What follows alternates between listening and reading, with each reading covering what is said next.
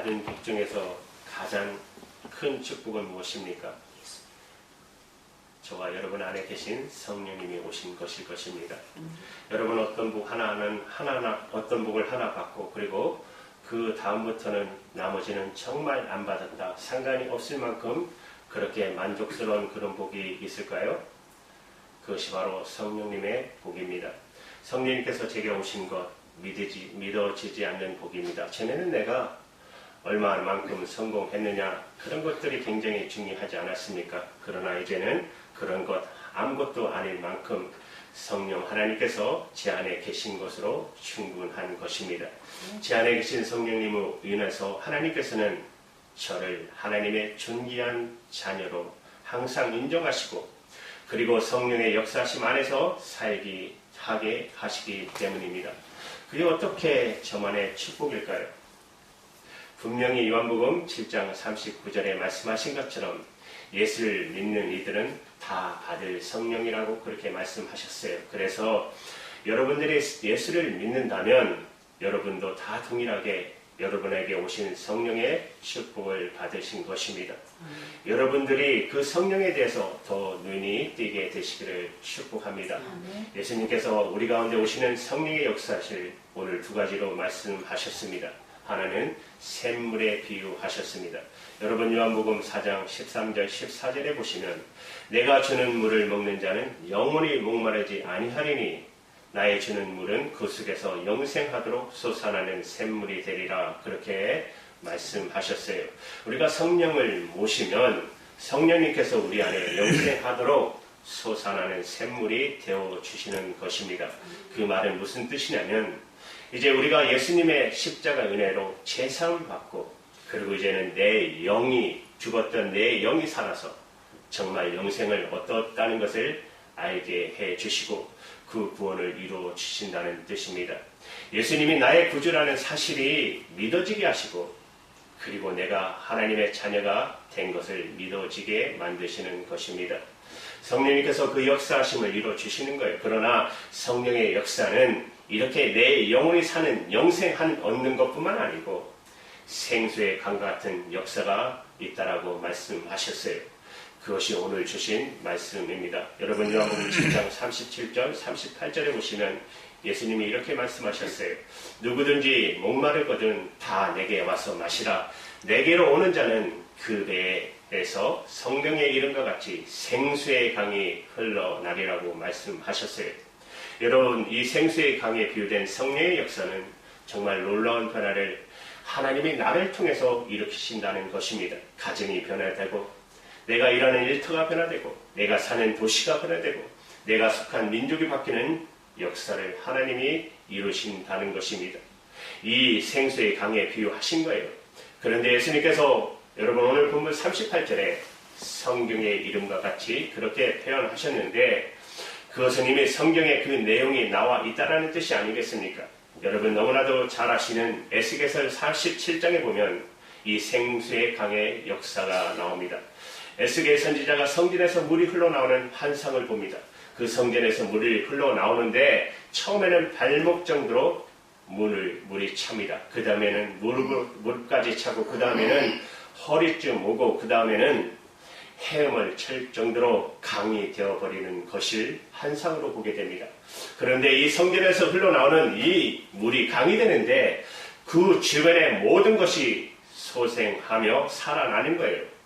우선 여러분 그 강 속에 엄청난 물고기들이 넘쳐나고 그 강이 바다로 흘러 들어가니까 바다가 소생해집니다. 깨끗하게 새롭게 맑아지고 수많은 물고기들이 바닷속에서 살고 그 강에 흘러가는 좌우 주변에 나무들이 다 자라서 달마다 새로운 열매를 맺는 이런 엄청난 환상을 에스겔에 보게 됩니다.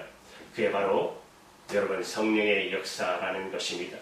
예수님께서 그렇게 말씀하십니다. 우리에게 성령이 오셔서 그 성령께서 우리를 통해서 이런 역사를 이루어내신다는 약속을 하신 것입니다. 그런데 여러분 이 엄청나고 놀라운 예언의 말씀을 예수님이 가장 어려움을 겪으실 때 하셨다는 사실입니다. 예수님은 이 말씀을 하실 때 유대인들이 예수님을 죽이려고 모의하고 있었어요. 예수님이 오병의 기적을 일으키고 수많은 사람들이 예수님에게 오는 것을 보고 그리고 물러 떠나가는 것을 보고 이제 유대인들이 자기들의 기득권이 뺏길까봐 예수님을 이제 죽이려고 구체적으로 모의하고 있는 바로 그때에 예수님이 놀랍게 이 예언의 말씀을 하신 것입니다. 사랑하는 여러분, 아까 우리 장로님 기도하신 것처럼 우리 소수에 모여서 기도하는 것도 있지만 이 방송을 보는 수많은 사람들이 있을 것입니다.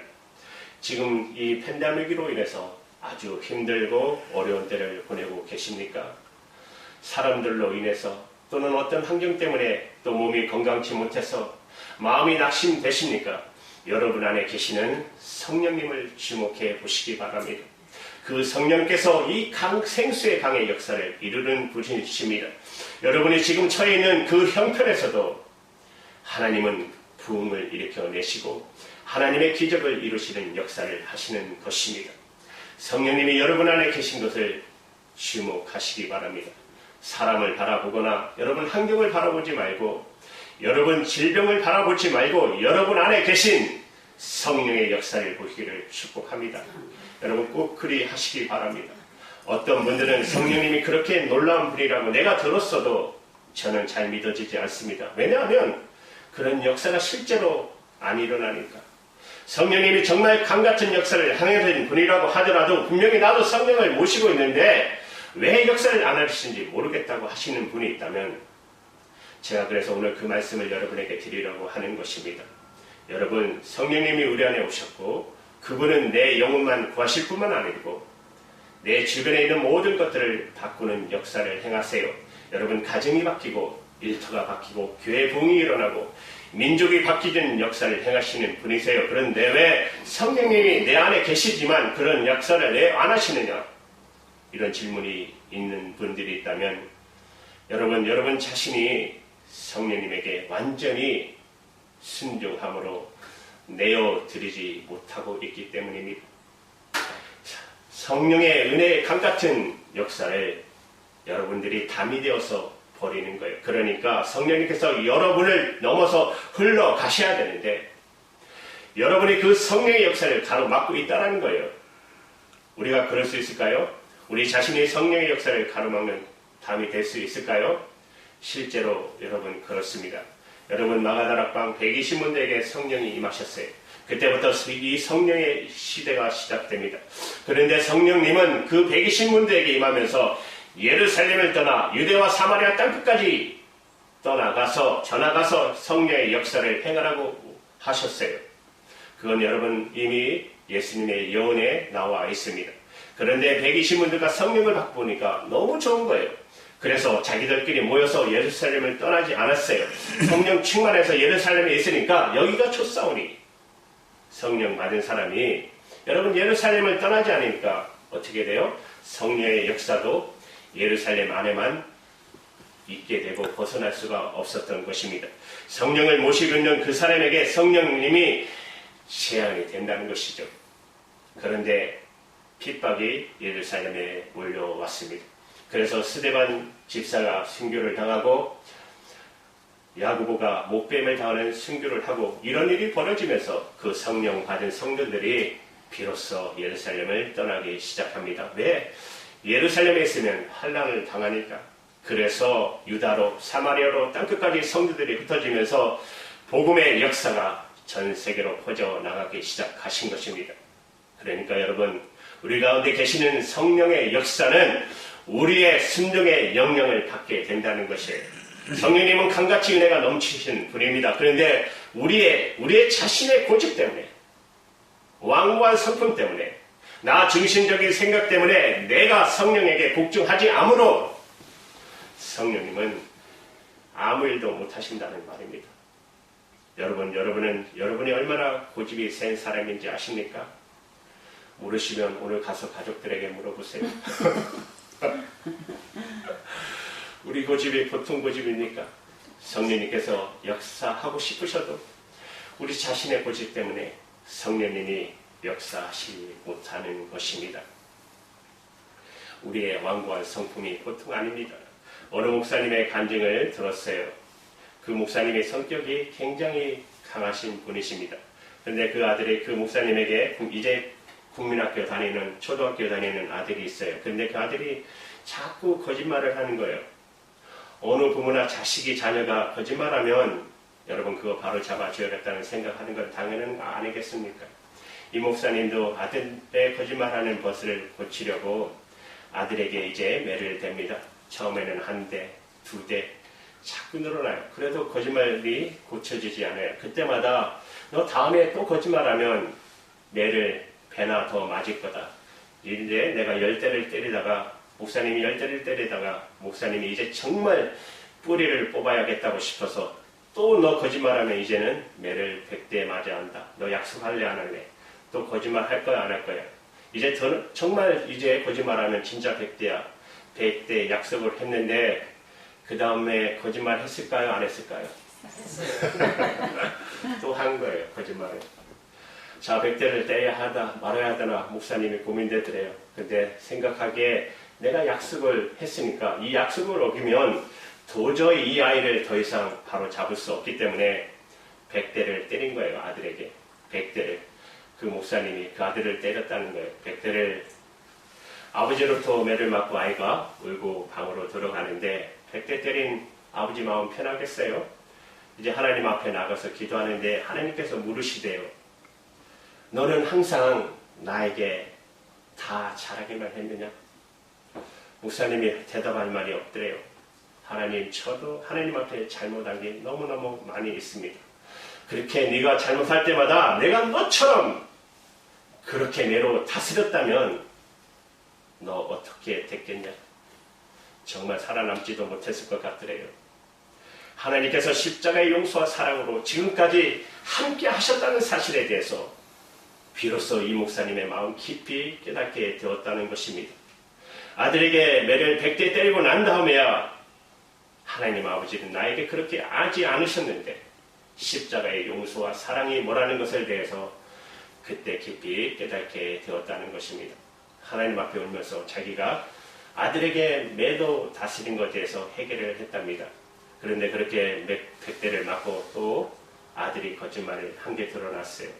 매로는 사람이 고쳐지는 거 아니라는 것을 깨닫게 된 것이죠. 그때 목사님이 이제는 어떻게 하나 기도하다가 탕자를 받아준 아버지의 이야기가 성경에서 생각이 나더래요.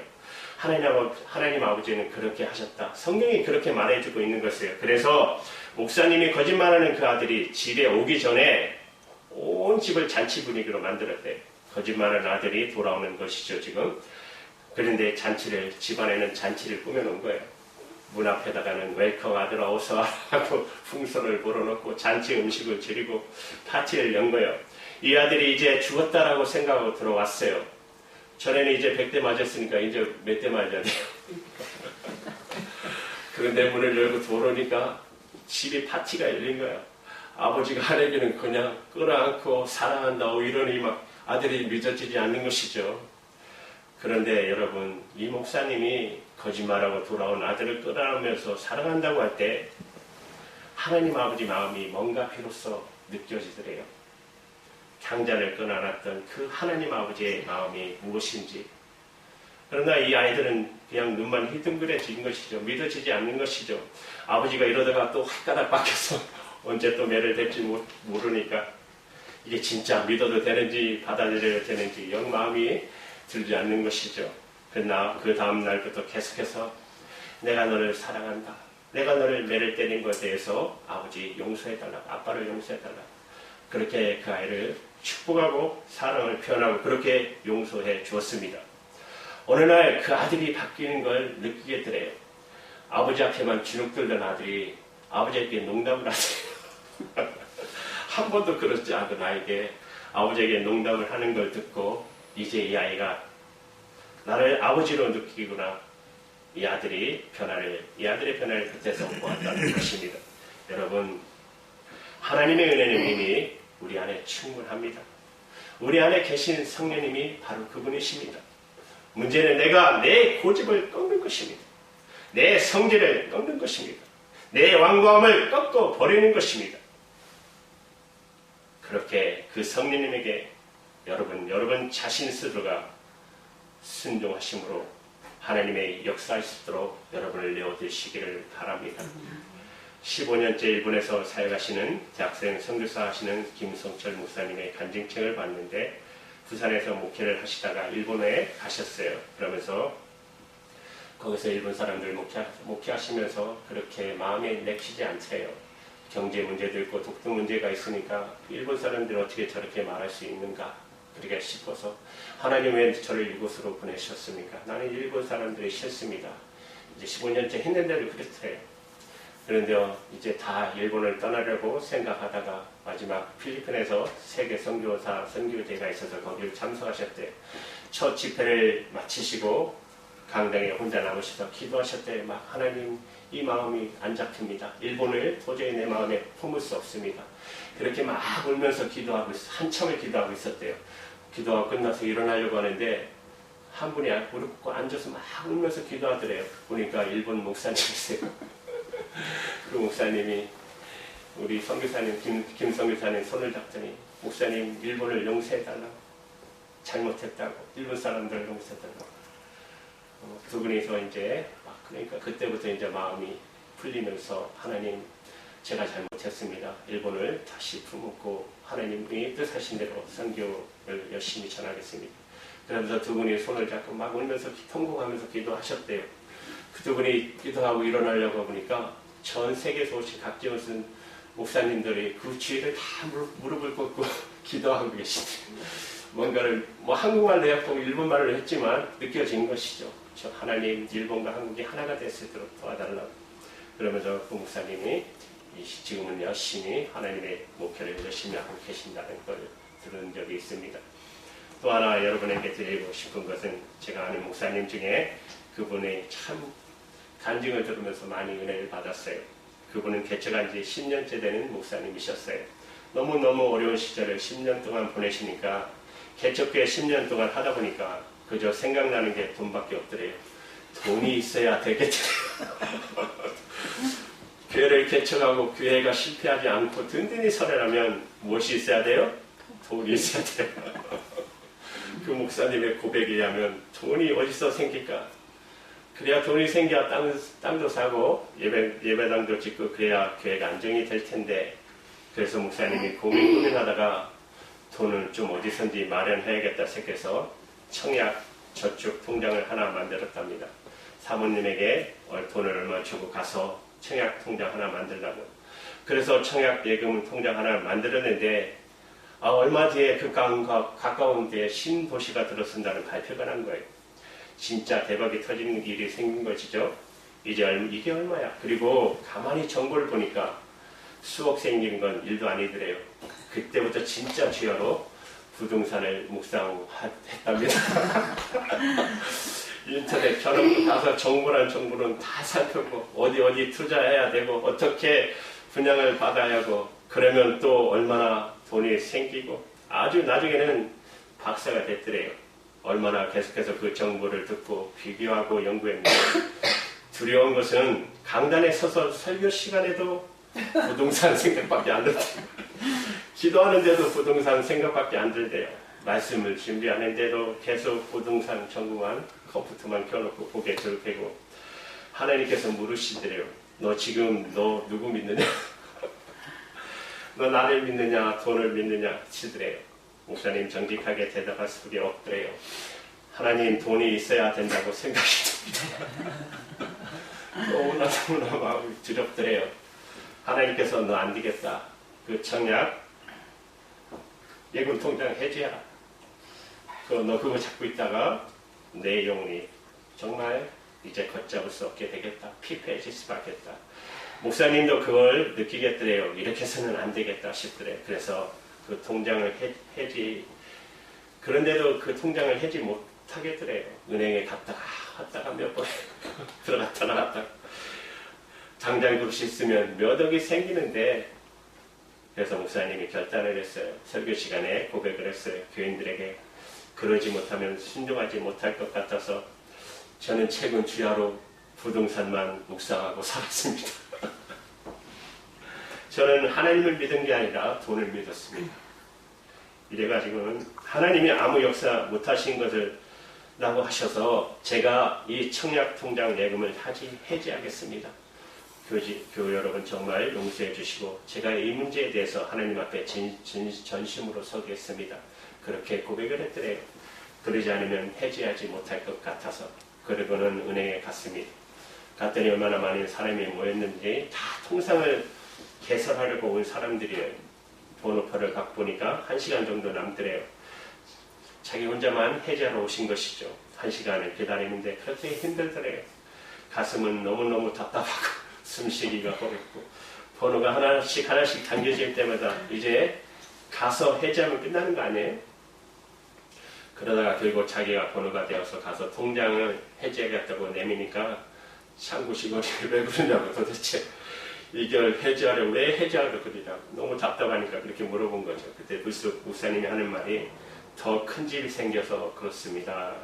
그리고 해지하고 문을 열고 나오는데 눈물이 얼마나 쏟아지는지 하나님하고 돈하고 어떻게 비교가 될 수가 있어요. 그런데 목사님은 자기 안에서 그게 비교가 되더래요. 하나님이냐 돈이냐 그게 자기 마음에서 저울질이 되더래요. 세상에 어떻게 이럴 수 있느냐 말이에요. 그게 너무 죄송해서 하나님 앞에 그게 너무 죄송해서 내가 어떻게 하나님이냐 돈이냐 해서 갈등을 다 할 수 있단 말이냐. 그래서 목사님이 너무너무 울었다는 거예요. 제가 목사님의 이 간증을 들으면서 하나님이 요즘 왜 이렇게 하시는지 모르겠어요. 하나님께서 하나님의 사람들과 교회를 다루시는데 너 진짜 하나님이냐 돈이냐 라고 물으세요. 요즘 하나님은 아주 분명한 일을 하고 계십니다. 그것은 이 세상 안에 거룩한 세력을 일으켜내시는 것입니다.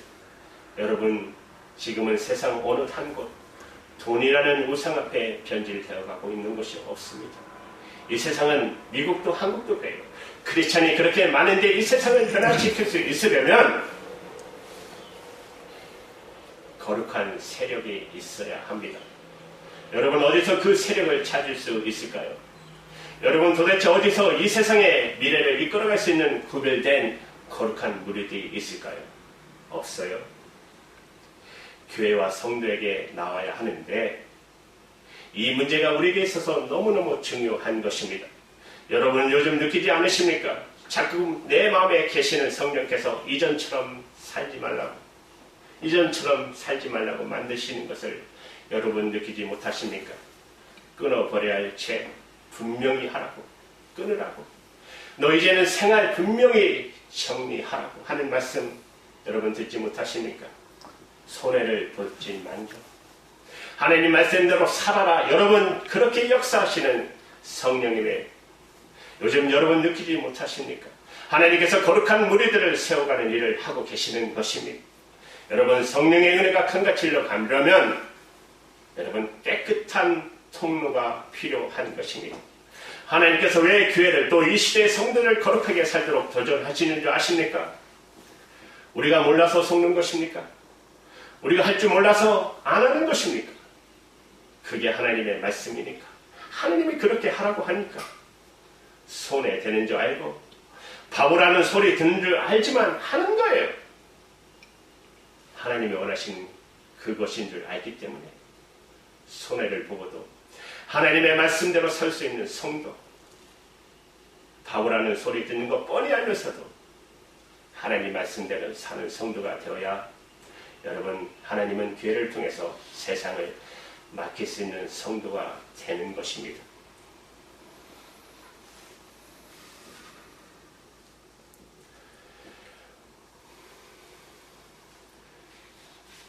너무 길면 싫어하실 것 같아서 줄이겠어요.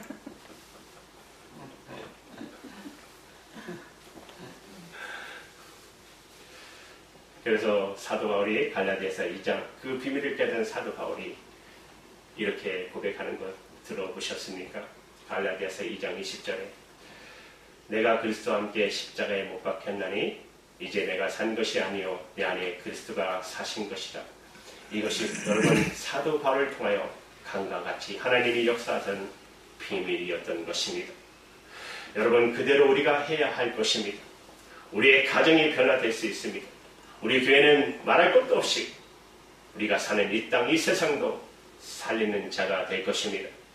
우리 안에 그 일을 행하실 분이 성령이십니다. 우리가 여러분 성령의 역사를 가로막는 담이 되지 않으면 됩니다. 여러분 주님께 완전히 순종하는 것이 살 길인 것을 믿으시기 바랍니다. 이제 우리의 욕심을 십자가에 못 박으면 되는 것입니다. 하나님은 깨끗한 통로를 찾으십니다. 여러분 쌓아 듣는 것은 오히려 축복을 거둬차는 것입니다. 오직 주님만을 신뢰하시기 바랍니다. 주님은 저와 여러분을 통하여 성령의 역사가 강같이 이 땅 가운데 임하도록 하나님이 하실 것입니다. 여러분 성령 충만하시기 바랍니다. 여러분을 통하여 성령의 역사가 강같이 일어나시기를 주님의 이름으로 축복합니다. 아멘. 하나님 감사합니다.